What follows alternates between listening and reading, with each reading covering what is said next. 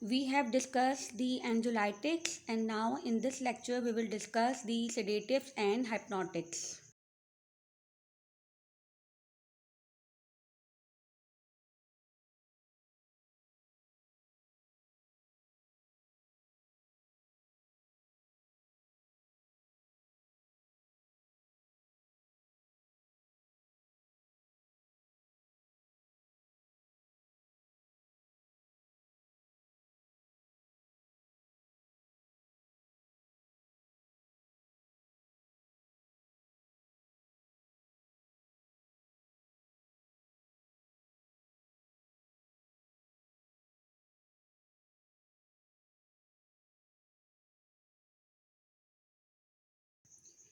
As the name indicates, that it is basically a drug which is indicated as a major therapeutic use is to cause sedation, and this sedation is usually concomitant relief of the anxiety, and it is basically to encourage to sleep. So, a hypnotic is a drug that produces as much as the state of sleep that is resembled to the normal state of a normal person, normal sleep of a normal person. So, by definition, we can say that all sedatives and hypnotics have to induce sleep at higher doses. At low doses, they are mainly anxiolytics. Normal sleep is basically consists of four major stages, and based on the three physiological measures, we can say that if the sleep is of 90 minutes, then we can say that 70 to 75% of the sleep is comprises of non-rapid eye movement stage, which is the stage 2 to stage 4, and the rapid eye movement phase, which is the stage 1.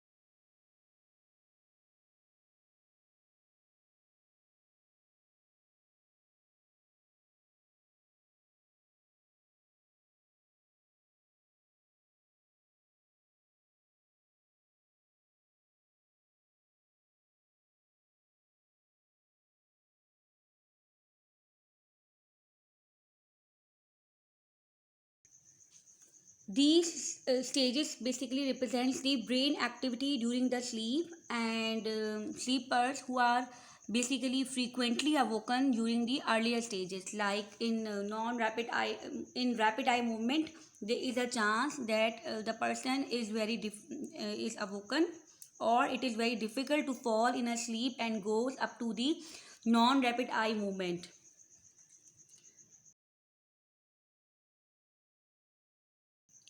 People with insomnia may not get enough total sleep to accumulate the needed time in each stage.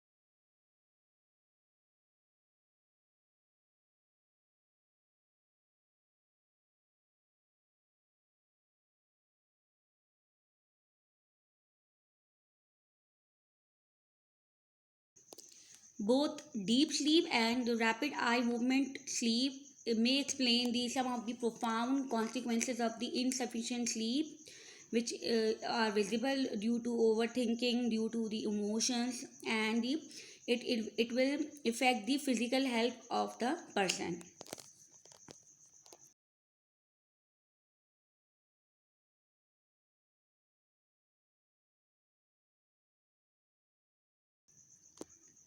What are the properties of a good sedative and hypnotic to inducing the sleep?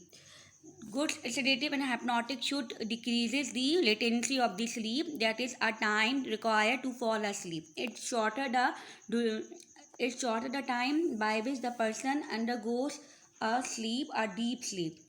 Then the duration of stage 2, which is the non-rapid eye movement sleep, should be increased, and the duration of rapid eye movement is has to be decreased.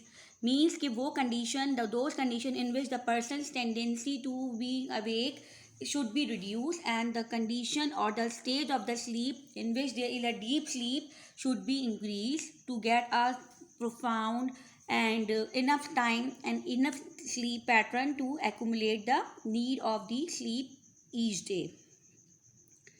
Thirdly, the duration of slow wave sleep, in which the patient will observe the nightmare, should also decrease. The problem is that usually all sedatives and hypnotics are producing their effects, but the tolerance occur after 1 to 2 weeks, and now the dose has to be increased to produce the required sleep pattern. At initial level, they produce the sedation. However, when the dose is increased, there is a tendency that they will convert this sleep pattern to the CNS depression, which is the stage 3 of the anesthesia. So we have three main choices for the induction of the sleep. One is benzodiazepine, second is barbiturates, and third is the non-benzodiazepine structures type chemicals. Among them, barbiturates are now reserved for the induction of or adjunct, as an adjunct in general anesthesia instead of for the induction of sleep. So sleep के लिए अब benzodiazepines are not a first choice.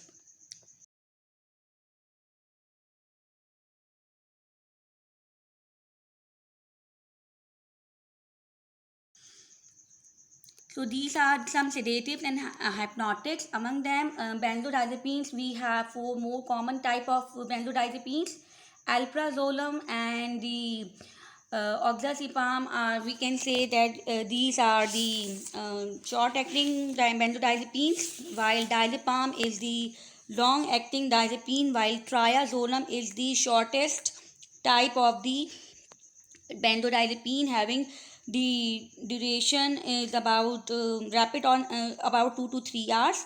We're having the rapid onset and the short duration of action. Oxazepam is basically also come in the condition is a hypnotic, which is among the intermediate type of benzodiazepines. Then we have the barbiturates, pentobarbital and phenobarbitals were the initial hypnotic agents which were used. Now these are not commonly prescribed as in hypnotics. Then we have certain substances which are misused by a person, and these are alcohols. A person, especially in the Western countries, alcohol is used as a substance to sedate, to relieve, to get pleasure. However, it has a various type of side effects we will discuss later on in a separate lecture. Then we have certain non-benzodiazepine type chemicals, depending upon their chemical structure. This is basically zolpidem and zaleplon, and both are these also are hypnotics. And the difference is that they producing their effect the same way as in case of benzodiazepine through the GABA, but structurally they are not benzodiazepines.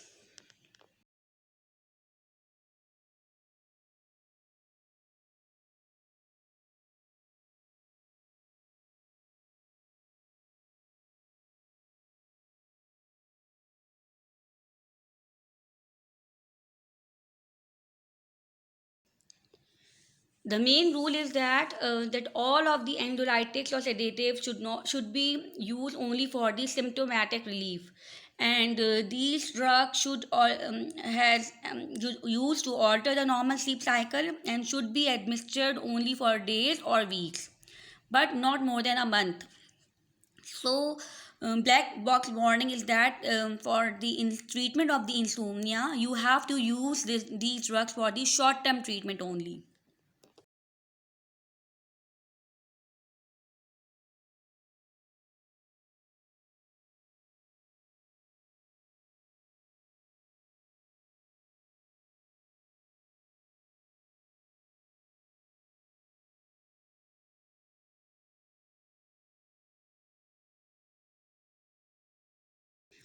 if we compare the newer sedatives and newer hypnotics, that we can say that newer barbiturates and newer benzodiazepine type compounds, then we have glutathione and meprobamate and zolpidem and zaleplon, but they basically differ in their effects and therapeutic uses, and they do not produce general anesthesia. And the advantage is that they do not have the abuse liability. What are the mechanism of action? Basically, they are responsible for producing their effects on the sleep by stimulating the GABAergic system. Both benzodiazepine and barbiturates are affecting the GABAergic system in a different way. What is the way?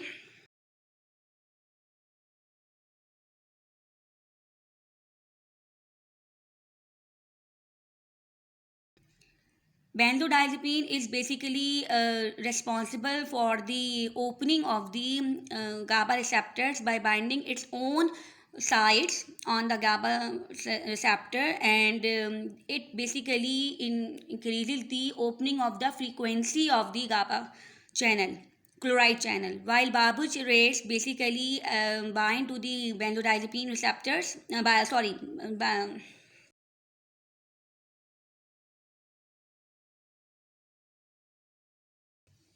barbiturates bind to their separate receptor binding site as compared to GABA as well as benzodiazepine. उनकी binding site पे GABA bind नहीं होते barbiturates, but they either activate directly the GABA action on the chloride channel and bind to the receptor subunit, which is different from the benzodiazepine and GABA, and responsible for the prolonged opening of the chloride channel. यानी ये duration of the opening of the chloride channel ज़्यादा बढ़ाते हैं, इसकी वजह से membrane hyperpolarization ज़्यादा होती है. Furthermore, it also activate the GABA receptors, binding of the GABA to its GABA receptors. So in both ways, it has more CNS depressive effect as compared to the benzodiazepine.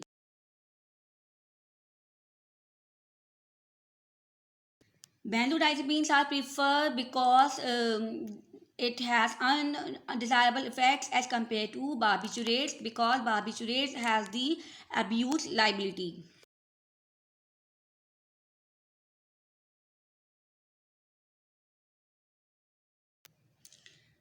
These are few examples: diazepam, chlordiazepoxide, triazolam, lorazepam, alprazolam, prazepam, and we have discussed that triazolam is of short duration, and alp is basically alprazolam is most commonly used, and lorazepam is also commonly used to induce anxiety and as well as for the insomnia.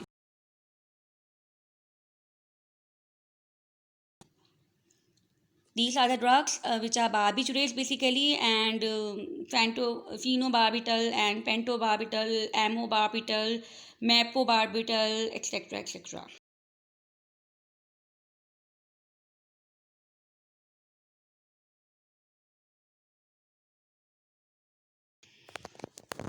What is the normal cycle? Basically, normally when these drugs are starting, they initially relieve the anxiety and producing the calming effect. Then this calming effect is followed by the sedative effects, that is more exerting more calming effect with slight effect on the motor and the mental function.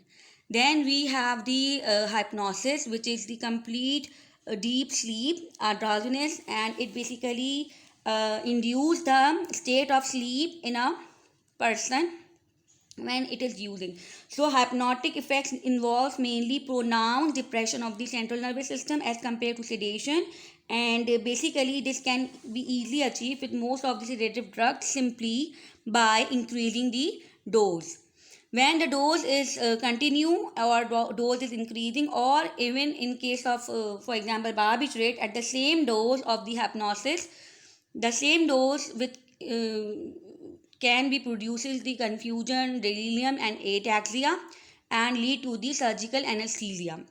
This can be followed by the coma and the death. How this all working? We can now compare a graph in which we have a dose response curve, and you can see in this we have three types of drugs. One is barbiturates, representing in this graph by yellow line, and we have the ethanol representing by pink line, and we have the benzodiazepine representing by green line. If we talk about the dose, the barbiturates has the narrow therapeutic index, and basically the small dose which is required for the sedation, slight increase in the small dose will lead to the coma or the surgical anesthesia with the continuous CNS depression, which lead to finally respiratory depression and death. In case of benzodiazepines, the dose response curve is very wide, and you can say the anxiolytic and sedative dose is different as compared to the its anesthetic dose, which is actually the doubling of the dose. And at the maximum dose level, we can see that there is no respiratory depression and there is less chances of the death. While in case of ethanol, the initial effects are basically producing at the higher doses. The dose response curve of the ethanol is somewhat similar with the barbiturates, and you can observe the similarity that only the dose response curve is shift from the higher doses. It means ethanol blood concentration should be enough or should be of chronic use so that these effects are produced, but these effects are similar with that case of the barbiturates. This is the checking of the doses. In this, we can observe that barbiturates will induce the dose at the lower dose coma. If they are producing coma or anesthesia, the dose is different as compared to benzodiazepine.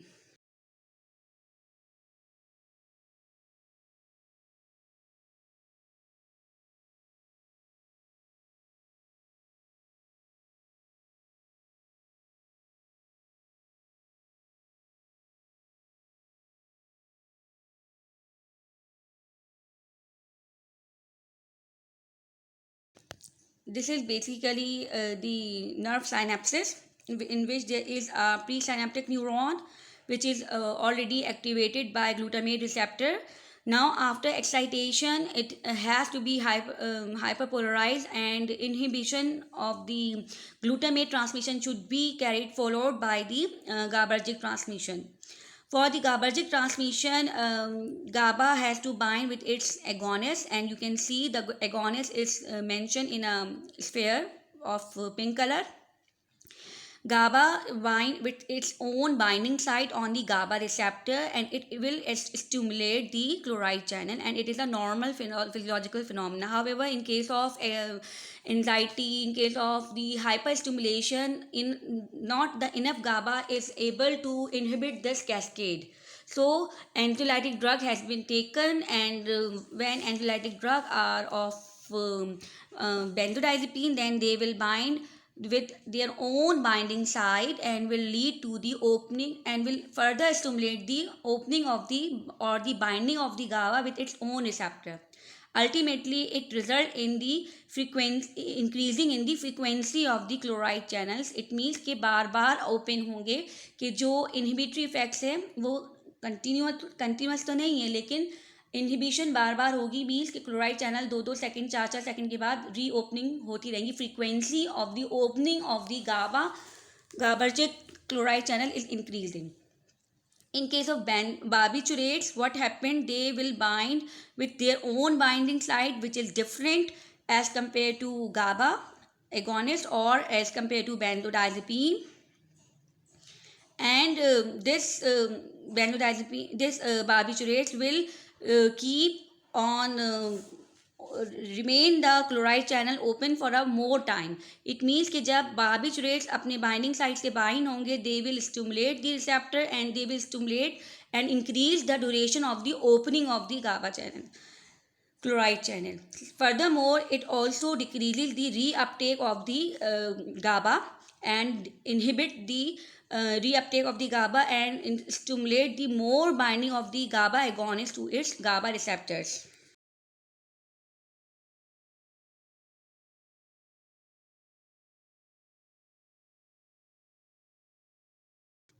These are the subtypes, which are basically GABA receptor is the oligomeric type of the glycoprotein, and having different binding sites, and different agonists are basically binding the own receptors, as we have discussed that binding of GABA channel, and the binding of GABA causes the channel to open and chloride to flow in the cell, with the resultant membrane hyperpolarization and the inhibition effect on the CNS.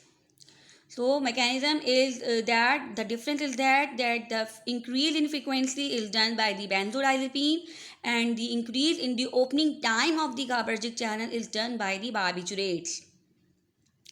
And there is a different affinity of the GABA and the benzodiazepine and barbiturates to its own receptors. Then we have other mechanism as also there, which producing their effect. For example, stimulation of the 5-HT1A receptors, basically which this type of 5-HT receptor when bind with agonist will stimulate the inhibitory synapses and inhibit the excitatory pathway, while some neuro pathways are also there in which 5-HT is basically acting as an excitatory amino acid. Basically, normally 5-HT is a inhibitory amino acid, but at some level it also work as a excitatory type of amino acid at certain type of receptors. These receptors are 5-HT2A, 2C and 5-HT3 receptors, and these receptors are less in number as compared to 5-HT1A receptors. Both receptors are present in the CNS.